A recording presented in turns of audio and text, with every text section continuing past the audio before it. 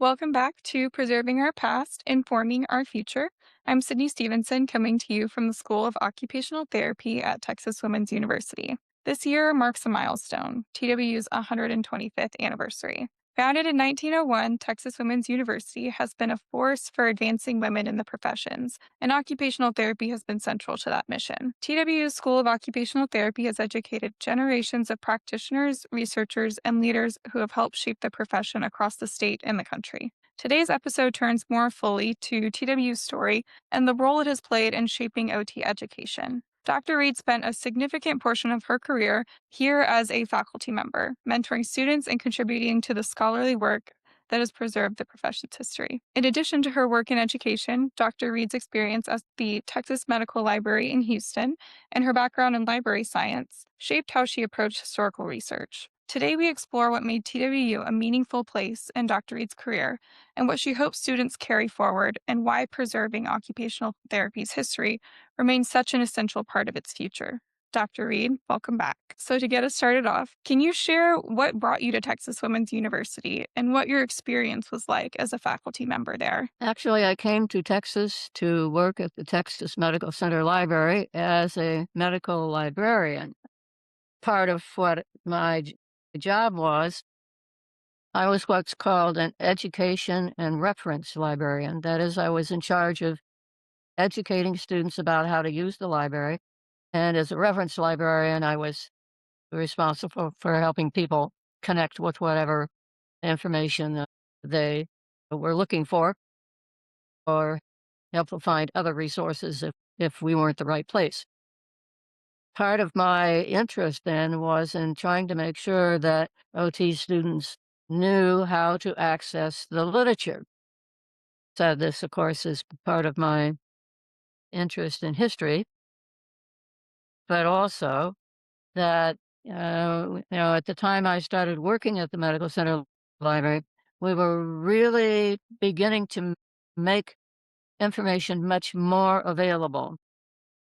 Email was fairly well established. Medline, of course, had been available since 1966, but the other databases were just really coming on their own.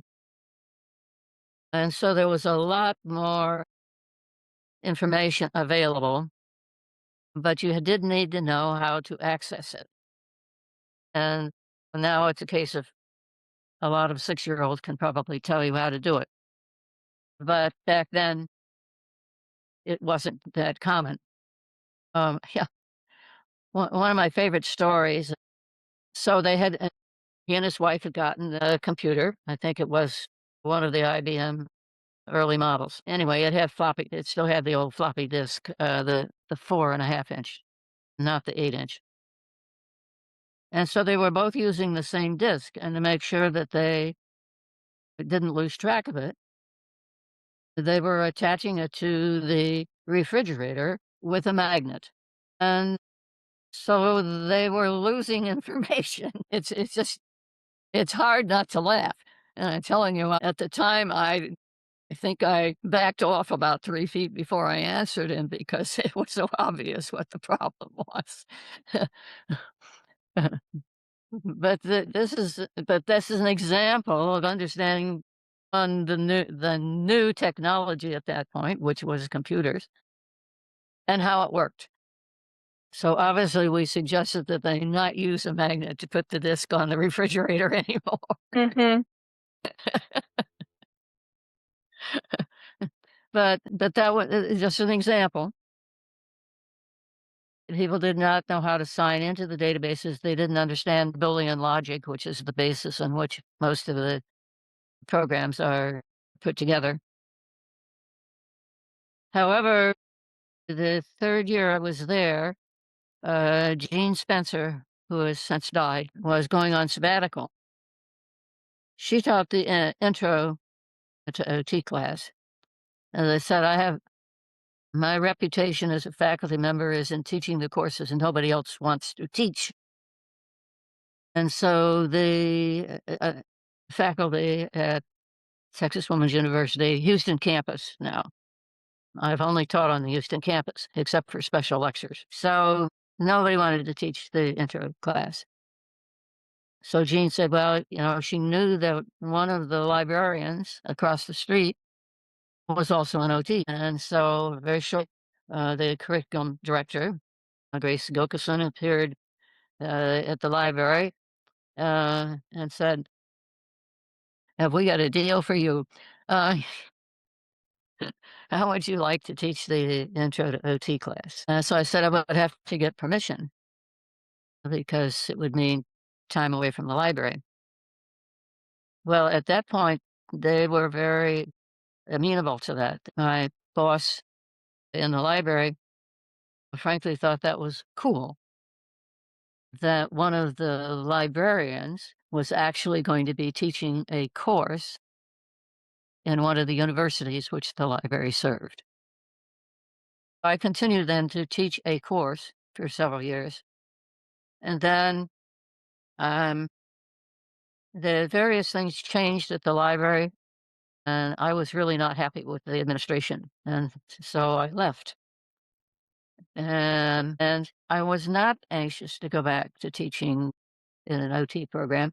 Part of the reason I had left Oklahoma after serving as chair for 13 years is that I felt my own development as an OT and as a researcher was being stymied by the workload. So initially, when I left the library, I told TW, I'll teach part time, but I'm not coming on full time. So they gave me the title of visiting professor, which I held for more years. When I would tell people, I'm visiting professor, and they said, well, wasn't that your title last year? Wasn't that your title the year before that? So they said, how long are you going to visit? So finally, after several years of being the visiting professor, I went back on full time and began to run into the same problem, though, even though I was not the curriculum director. And I said, the curriculum director changed twice during that time. And they kept saying, well, why don't you apply? I said, no way. Been there, done that. And I'm not going back because very shortly I'll feel like I'm on the short end of the stick again. So I was just a faculty member. And even so, the demand as we increased the number of students in the program, the load got heavier and heavier. So when I could legitimately retire, I did so. One of the things that the supervisors that said of me over the years, including when I was an OT student, is that either you're the only one or you're one of the few people who knows what courses you need to take next. When I was a student, I always knew. When I went in for advising, I knew, this was the next sequence, and that's what I needed to enroll in. They didn't need to tell me. And when I was, had annual reviews, they would say, well, okay, what are your plans? And I would tell them exactly what my plans were. And they would look at me and say, you're the only one in faculty who knows exactly what they want to do next year. I always know. I still know. There's a stack right beside me as we're talking of my projects that I'm working on right now. So I don't know if apparently that's a quirk. It just seemed to me to be sort of logical that if you were going to progress, it helped to know where you were going. So, I, so I didn't get to TWU by a direct route. I got to TWU by an indirect route, and then stayed on. During that time, of course, is when we changed from baccalaureate to master's level entry. So there was a bit of a challenge of trying to figure out how to fill in the gap. I said that's when I discovered that some undergraduate degrees were a little thin on content, may I say, because when I had first was teaching the interclass, that was still undergraduate. And it seemed to me I was having less trouble putting content forward to the undergraduates than I was to those who supposedly had already completed an undergraduate degree. So I remember feeling like I was doing a fair amount of filling in when I was teaching the master's level entry. Other faculty had similar experiences initially. And maybe that's maybe that's inherent when you move from one degree to another because initially you're not going to have the same pool from which to draw students that you will later when the criteria are established and written in the print books and available online for anybody to read, including mom and dad. And that I did see that gap. So I taught the intro class. I taught a research class, another one that no one else wanted to teach. I taught several of the media classes, and I coordinated the medical lectures, undergraduate, master's level. They backed off from that connection with the medical community. Initially, they were having the physicians make up the exams. Well, in medical school, the standard format is multiple choice, multiple answer. And very frequently there are 5 or 6 choices, not this sort of star of which one is the correct answer. The students had a terrible time with the multiples. And so one of the reasons they were very anxious to have me take over, because I had helped write questions for the certification exam. So we went back to the format and I said it makes sense. Part of the education is learning how to take the exam, and this is the way the exam is structured. And although the content will be mostly knowledge and a little application because they were not fully into their theory courses, whereas the exam is all application questions. At least they knew what was coming. I also made sure that every question I wrote related to a page in the manuals which they got, which they were supposed to read. So they said, "Well, but essentially you're almost running an open book exam," which in fact I ended up doing. And they said, but the answers are all there. All they have to do is look them up on the page and translate it to the scan sheet. Okay. They said that doesn't test their knowledge. Well, and considering that most of them haven't read the stuff before they come to class, even though I warn them that you're going to have to learn to read very fast if you're going to complete this exam of 50 questions in 50 minutes. So they backed off on that complaint. But it also meant that the students knew exactly what information I was pulling from. After they got their exams back, I pulled the manual that I was working from and put it out on the table and said, "You have any questions or comments? You want to challenge any question? Here's the information from which I drew those questions." So that solved a lot of that complaint about the nature of the medical lectures. So I guess that's mostly how I got to TWU.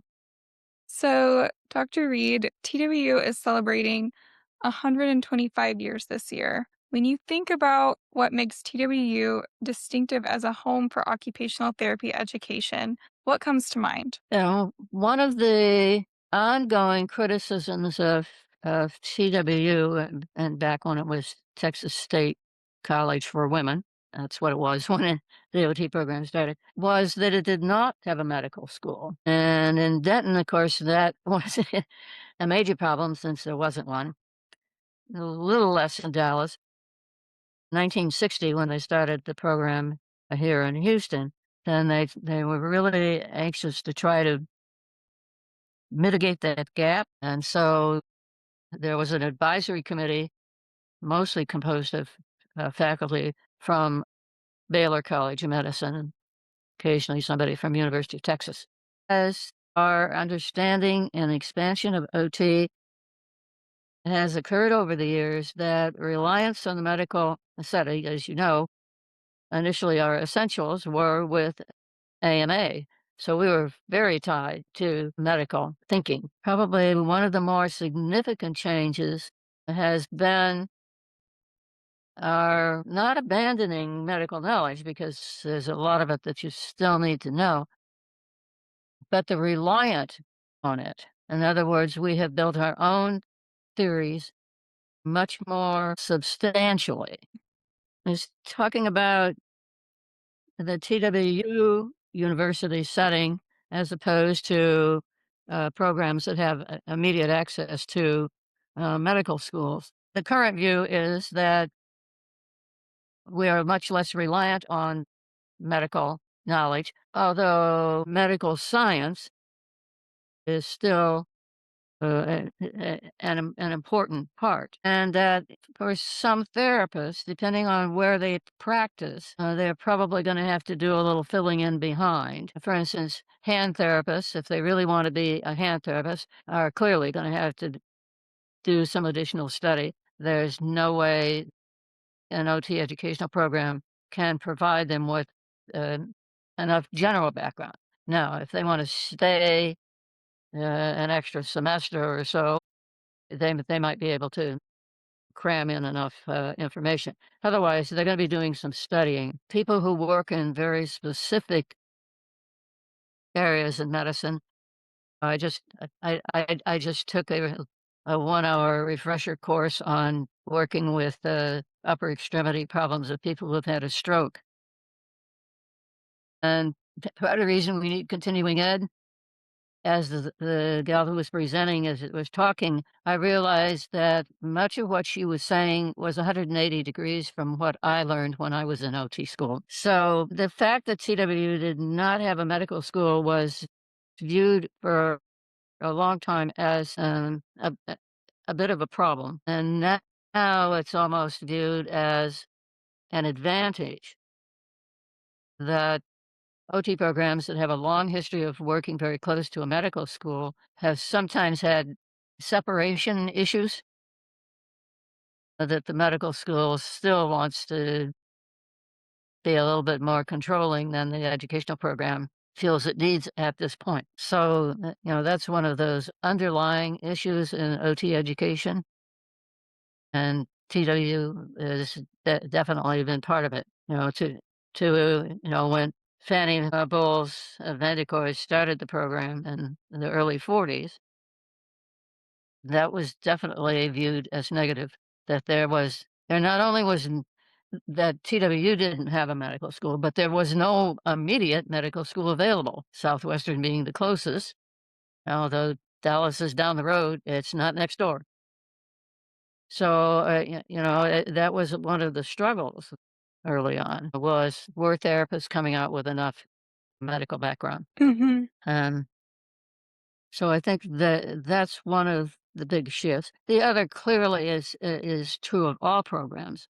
As I said, the media classes now, the amount of arts and crafts included in most programs now is probably less than 6 units, whereas if you looked at my transcript, you might be impressed with how many units of arts and crafts are on my uh, transcript because, we had 2 courses in weaving, 2 courses in pottery, so there's 12 credits right there.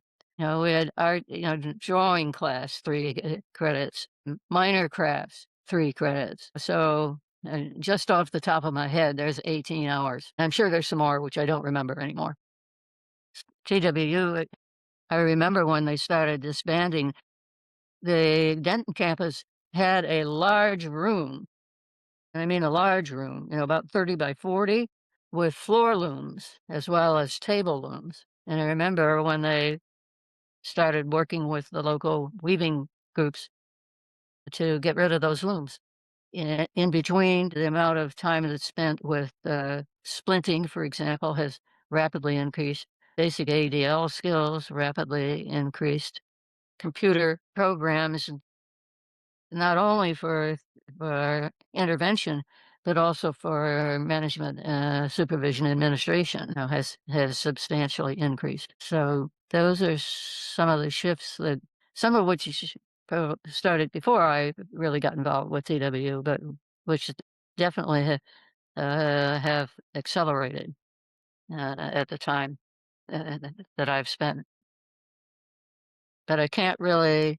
I can't address too well the Denton campus, just big, because I was there, but mostly in an observation role rather than as a functioning faculty member. And so it is the Denton campus that's celebrating the anniversary. the campus here in Houston is only 65. So that's what I know about being a faculty member. So, Dr. Reed, what do you hope TWU's OT graduates carry with them, not just in skills, but in values and perspective? Yeah. I think I sort of alluded to some of that when we were talking about, what came out from the early reconstruction aides, maybe not from their training, but from their experience. I'm currently writing about one of the people who was actually ahead of the reconstruction aides. Her follow up presentations really addressed the idea that the OT clinic or workshop was founded on democratic principles, that no one's, no, in this case, no one's military, because we're talking World War One. No one's military rank um, gave the person any more clout in terms of access to supplies or equipment, or um, the OT workers' attention. And they did, of course, because they didn't have a military rank. It helped for the workers. They were simply called by their name, and I think that's still a principle, that any client, patient, resident, whatever label, student, you cannot use that label as leverage in the clinic. People are there because they have identified needs that OT can help address. I also, though, was not particularly pleased with our profession when the AIDS epidemic, and therapists were saying, "But we don't want to treat anybody with AIDS." And I said, "That's not an OT value, to discriminate because of a diagnosis." When I taught ethics, I often made the point, because there was a particular case in Oklahoma where a guy was seriously injured, actually in the process of killing 3 young girls. So he was a murderer. And I said, "Okay, now, are you going to discriminate him in the clinic because he's a murderer?" And I felt the same way about AIDS.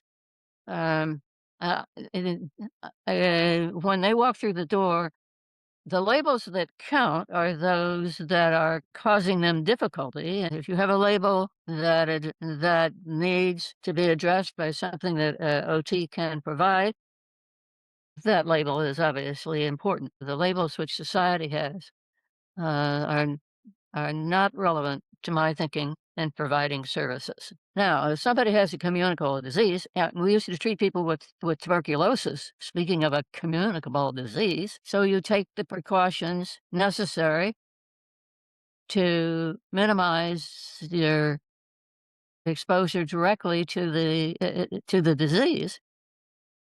But you don't say, because you have tuberculosis, you can't come to the OT clinic. So there's the same thing then with COVID, and of course, we're now treating people with long COVID, and actually, I pulled out much of the early literature I have about TB, even though I never had it. I was the first class that did not have field work in TB. So I had the theory courses, but not the field work. And COVID is a long-term disease, started out as affecting lung, but can affect all the other organs of the body. And so the information about working with clients who had long-term TB is exactly the same that we're using to treat long-term COVID. And so it may be a long ways around talking about what values are important, but somewhere in there is the idea that we want therapists to understand the the values that have been created in OT. If out, in their private lives, if some of those values don't jibe with them, that's their choice. We don't control their private lives. But if they once they step into the role as an OT, as far as I'm concerned, they are bound by the principles and values that have developed in the OT profession. And yes, that applies to TWU graduates. It applies to all the other graduates. The fact that we happen to be talking about TWU doesn't exclude graduates from any other program. So, Dr. Reed, now I think we're going to take a little bit of a turn back to your Mhm. experience at the Texas Medical Library in Houston, where you mentioned that you held a Master of Library Science. How did that experience shape your approach to historical research? And what does it teach us about preserving professional archives? As well, the major reason I decided to go back to library school, I was learning how to find OT literature. I knew librarians knew more angles, and that uh, uh, working as an OT faculty member was limiting my ability to get into some of the library world. Stopped working as an OT for a while and became a library student. One of the more interesting things that I got involved in is that as I got to know some of the librarians, they sort of revealed some of the, let's say, the parts of the library, particularly at University of Oklahoma in Norman, that they weren't particularly happy to talk about, but actually had a lot of information. They had a very large section of government documents, and frankly, not enough time and energy to get all of those documents to the point where they were easily accessible from the computer terminals. So one day, as I was talking to one of the people in the superintendent of documents section. She said, "Well, we have a lot of the early publications during World War One that the government did. They're up in the library attic." And yes, the library attic turned out to be an attic. And yes, there on the floor were piles of the original official bulletin that talked about the development of the Reconstruction aids. So it was one of those aha moments, which I would never have been able to do was I not a library student. And if I had begged him hard enough, then somebody might have finally agreed to bring some of those downstairs. But it said that they were just in a pile. Actually, they were in several piles. But as a library student, I got to go up into the attic of the library building where practically nobody went, and it was just turned loose. And so I had a good time. Another thing that being a library student entitled me to is that um, li- libraries have a resource sharing process. So if the library has excess copies of a particular journal, we have an excess rag that circulates among libraries. And if you need them, let us know. On the other hand, we're short on this journal. Do you have any spare copies? Okay. So one of the things that I was interested in was getting access to the journal before a job. It started out as Archives of Occupational Therapy and then became Occupational Therapy and Rehabilitation. I had requested lots of copies of articles, but I didn't know what wasn't being cataloged. So I was anxious to have, to be able to put my hands on copies. And so again, as a library student, I could um, peruse these available. And so over the time I was a library student, was able to collect a complete set of the journal Archives of OT starting in 1922 until it changed to being a physical medicine journal in 1951. So that's some of what my library world gave me is access. Then I came up with umpteen projects. The other thing which I have spent a great deal of time looking at are the databases that have developed over the years of newspapers.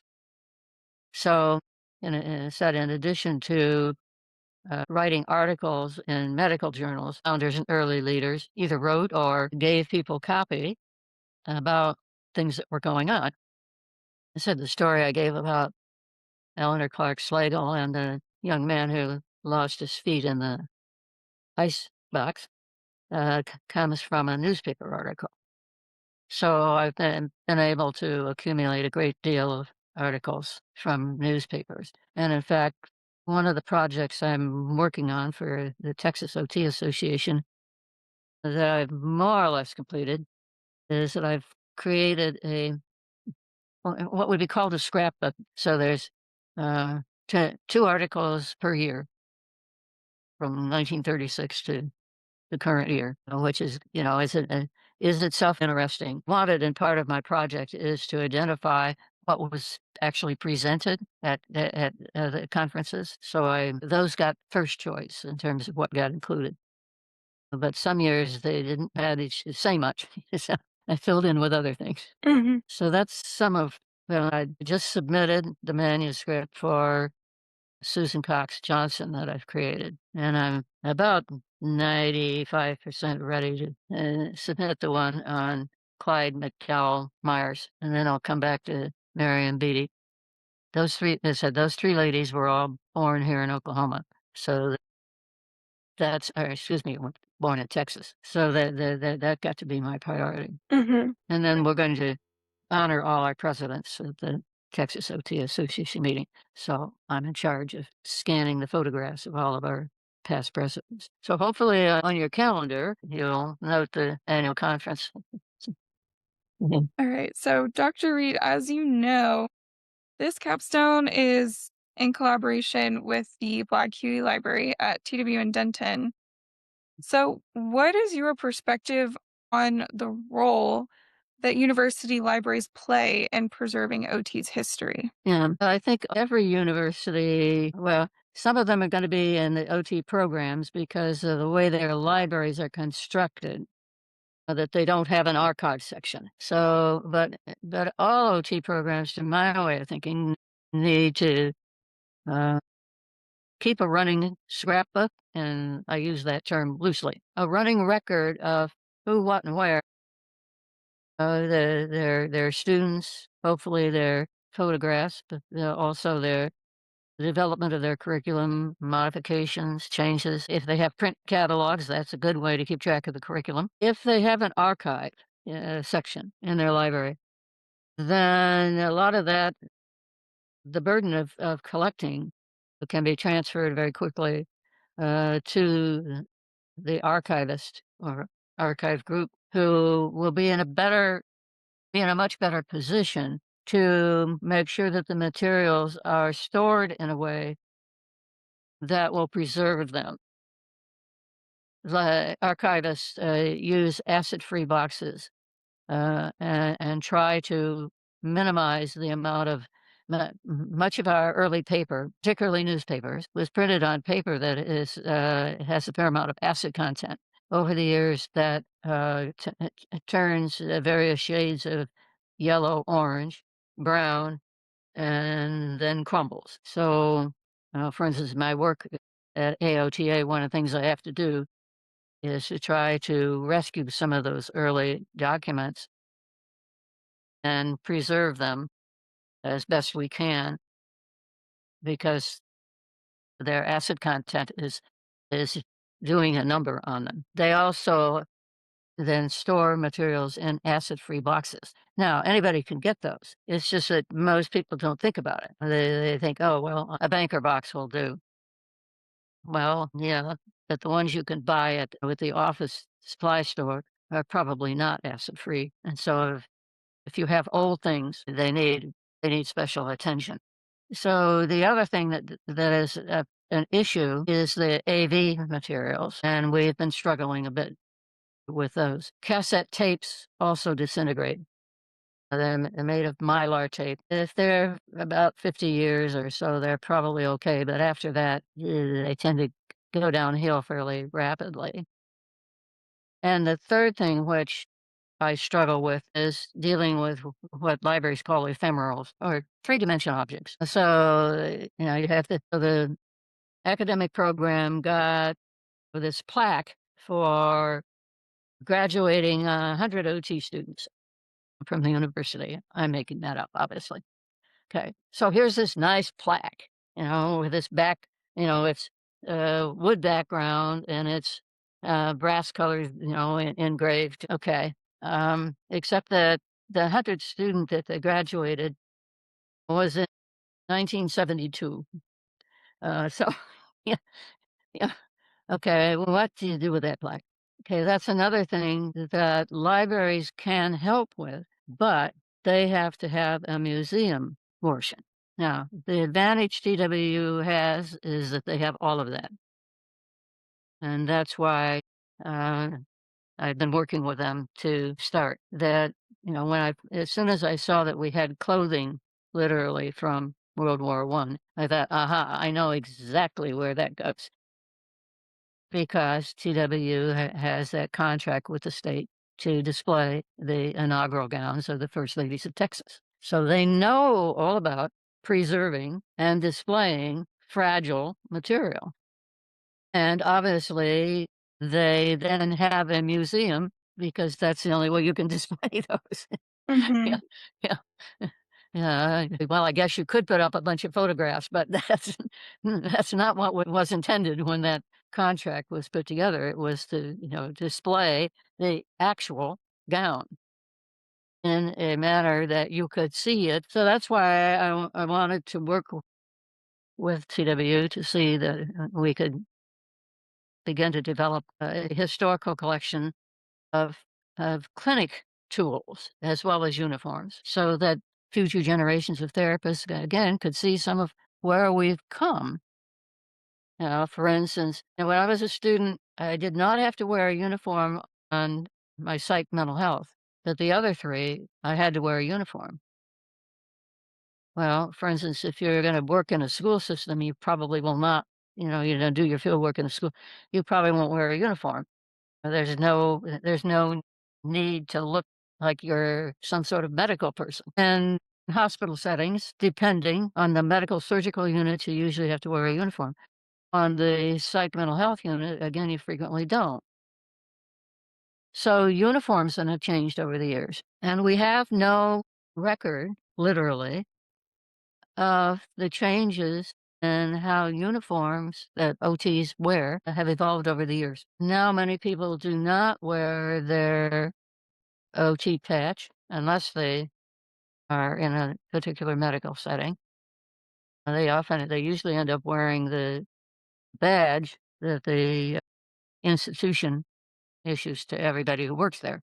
So that's another thing that I've been on the lookout to collect. So I think a few universities have made an effort to collect, but I'm really interested in promoting the idea that all universities with OT programs have a history section, either within the department or within their library.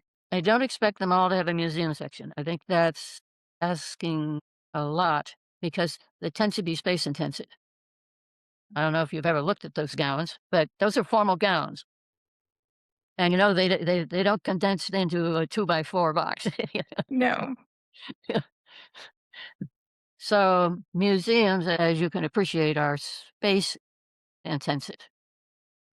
You can save a lot of paper in a fairly small area. AV is another problem. 16 millimeter films in their canisters do not condense.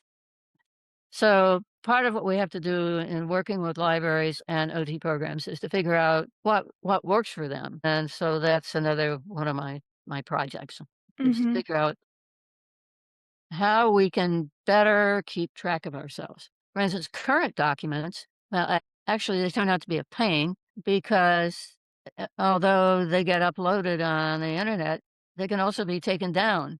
So we can put up the first copy of the OTPF, for example. It's probably up there somewhere.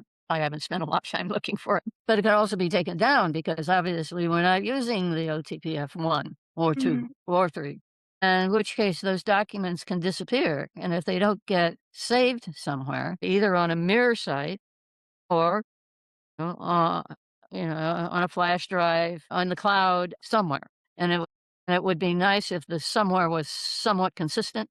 The OT Leaders in Legacy Society is trying to do that, but we haven't gotten everybody on board to provide some of their information. Hmm. And it may be, well, I strongly suspect it's more than one site can handle. So, what I'm envisioning is a collaborative network of libraries with OT educational programs who are sharing knowledge and resources, and that there's a coordinating site. So, in other words, the OT Leaders and Legacy Society site doesn't have to have the copies of everything, they can have the links.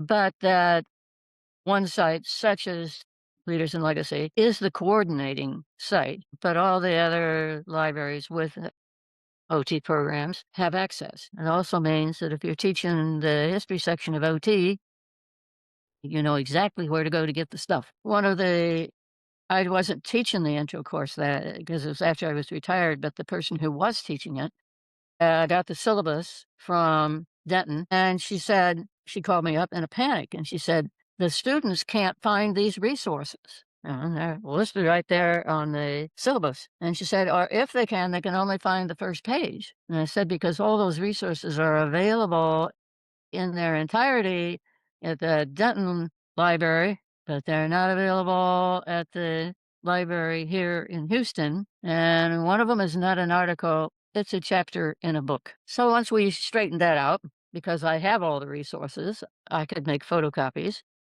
and we took them over to the library, and the students were then able to check them out. And in some cases, they could copy them to their heart's content because they're already past the copyright clearance date. And a couple of them, it turned out, actually, they did have access.